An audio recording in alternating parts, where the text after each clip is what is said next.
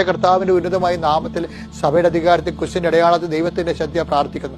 മക്കളോർത്ത് വിലപിക്കുന്നവർ, പ്രായമായ മക്കൾ, അതുപോലെ തന്നെ പഠിക്കുന്ന മക്കൾ, കുഞ്ഞുങ്ങളായ മക്കൾ, അവരോരോ മക്കൾക്കും ഓരോ തരത്തിൽ അവരെ കൊണ്ട് സങ്കടങ്ങൾ അനുഭവിക്കുന്ന മാതാപിതാക്കന്മാർ സന്ധിക്കണമെന്ന് പ്രാർത്ഥിക്കുന്നു. കർത്താവ് മുടികൾ കൊഴിഞ്ഞു പോകുന്ന കുഞ്ഞുങ്ങൾക്ക് പോലും മുതിർന്നവർക്ക് വരെ ഉണ്ട് കർത്താവ്. അതുപോലെ ശരീരത്തിൻ്റെ വിവിധ ഭാഗങ്ങൾ അഴുകി വരുന്നവരും മുഴ വരുന്നവരും ചിരങ്ങ് വരുന്നവരും അനേകം മക്കളുണ്ട്. അവരെല്ലാം സ്പർശിക്കണം പ്രാർത്ഥിക്കുന്നു. കർത്താവ് നിന്റെ വിശുദ്ധ പൗരോഹിത്യത്തെ മഹത്വപ്പെടുത്താൻ പ്രാർത്ഥിക്കുന്നു. കുർബാനയ്ക്ക് മാസങ്ങളായി ദിവസങ്ങളായി പോകാതിരിക്കുന്നവരും പോകാൻ അവസരം ഉണ്ടായിട്ടും മടിഞ്ഞും മരവിച്ച് മനസ്സ് മരവിച്ച് ആധ്യാത്മിക തണുപ്പിൽ ജീവിക്കുന്ന ആൾക്കാരുണ്ട്.